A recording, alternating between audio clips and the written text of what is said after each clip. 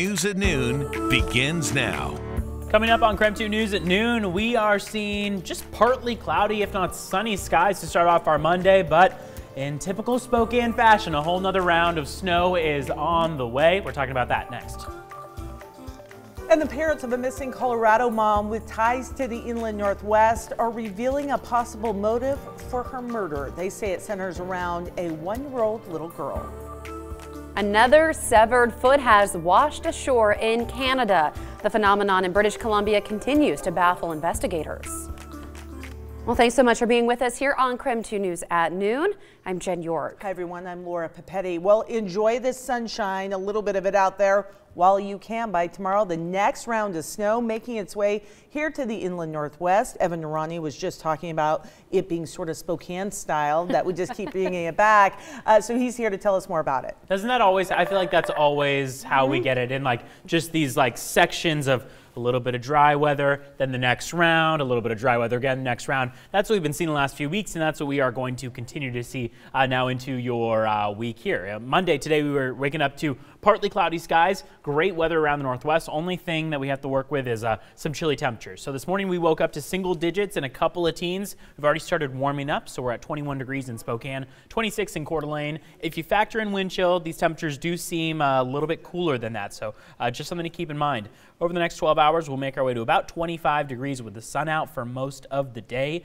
Cloud cover is going to be building as we go into the overnight hours and early morning hours of tomorrow in anticipation for this next storm. So dry weather continues for about the next 24 hours, and then by the time we get to about 3 and 4 p.m. tomorrow on your Tuesday, that's when we see that next round of snow developing. So you can see on satellite radar, we're clear right now to start off our Monday, but this is going to be a very different picture about 24 and 48 hours from now, where we're going to start to see that snow develop. And coming up, we're going to be talking about just how much snow to expect when we've already seen one of the snowiest Februaries on record, just how much to expect going into your Tuesday and your Wednesday. That's coming up.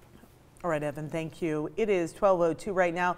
The parents of a missing Colorado mother are revealing a possible motive for their daughter's murder.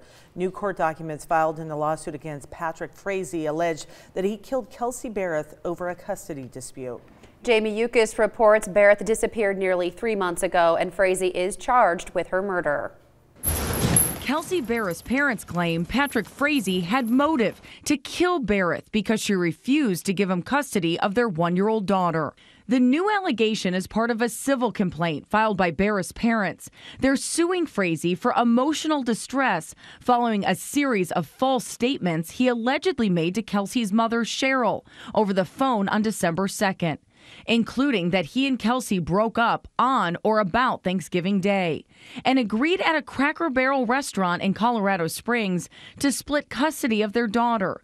When Cheryl pressed Frazee for details about her daughter's whereabouts, he apparently suggested that Kelsey may have flown somewhere with a friend or coworker. Typically, if Kelsey was going to travel, we knew ahead of time. We spoke with Cheryl Barrett in December. She says she talked to Kelsey on the phone Thanksgiving morning, shortly before the 29-year-old went shopping at a Colorado supermarket, where she was last seen on this surveillance video with her daughter. The lawsuit alleges Frazee told Cheryl a series of lies, knowing that Kelsey was dead because he had killed her or caused her to be killed. I think he's a very dangerous person. Michelle Stein says her close friend, Crystal Lee, confided in her about her role in covering up Kelsey Barrett's death. I had no right or authority to consult. Earlier this month, Lee pleaded guilty to tampering with evidence for allegedly helping Frazee get rid of Barrett's cell phone. I think he is a true narcissist. He is a master manipulator. He probably manipulates every single person that comes in contact with him because he thinks he can. Barrett's parents are suing Frazee for an unspecified amount and have been granted temporary custody of their 1-year-old granddaughter. Frazee's attorneys have filed a motion to dismiss the civil suit, claiming Barrett's parents do not have the right to sue him. Jamie Yukis, CBS News, Los Angeles. It is 12:04. 2 more people have the measles in Clark County, bringing the number of cases right now to 63. Health officials identified 2 new locations where people may have been exposed. Both are schools in Vancouver. Health officials are arguing anyone who's unvaccinated and thinks they may have been exposed to call their doctor before heading to a clinic. Another human foot washed ashore in Canada. This is the 15th severed foot to mysteriously wash up on the banks of British Columbia. This time, the foot was inside a light gray Nike running shoe. Canadian law enforcement say this has been happening since 2007. Investigators do not know where the feet are coming from. Some of the feet have been identified through DNA testing, and the feet were linked to missing people. The British Columbia Coroner Service put together this infographic. It shows a picture of the different shoes and where they have been found. Several other human feet have also been discovered along the Washington coast. 12:05 now. The White House is strongly defending President Trump's declaration of a national emergency on the U.S.-Mexico border. And senior advisors for the president say he is ready to veto any effort by Congress to overturn the move. Nancy Cordes reports the president said on Friday he does expect to be sued, and he predicted he would win. If the president can't defend this country, then he cannot fulfill his constitutional oath of office. White House senior advisor Stephen Miller defended President Trump's controversial move Sunday. He could choose to ignore this crisis, choose to ignore this emergency, as others have, but that's not what he's going to do. But the president's own words, I didn't need to do this, but I'd rather do it much faster, may have opened him up to legal challenges. No border wall! Including one being filed by California's Attorney General and at least 6 other states. Declaring a national emergency enables the president to take funds from the Defense Department and other agencies to build a border wall. It's a dangerous precedent. We should not set the terrible precedent of letting a president declare a national emergency simply as a way of getting around the congressional appropriation process. A resolution of disapproval is likely to pass the House and Senate, but it would take a 2/3 vote in both chambers to override a presidential veto. Republican Congressman Jim Jordan supports the president.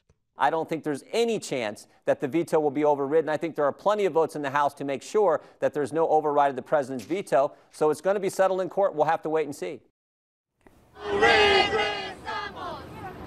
Well, that was Nancy Cordes reporting. Thousands of people across the country are expected to take part in a national day of protest today.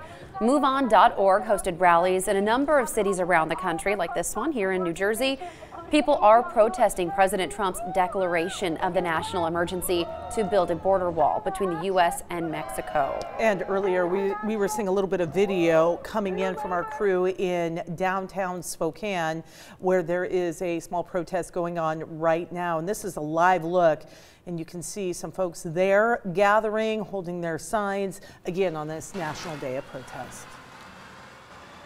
And today is President's Day. It means most government offices, banks, and public libraries are all closed down. The City of Spokane leaders say garbage pickup and recycling, however, will operate as normal. Most schools are shut as well. DMV is closed, and so is the New York Stock Exchange.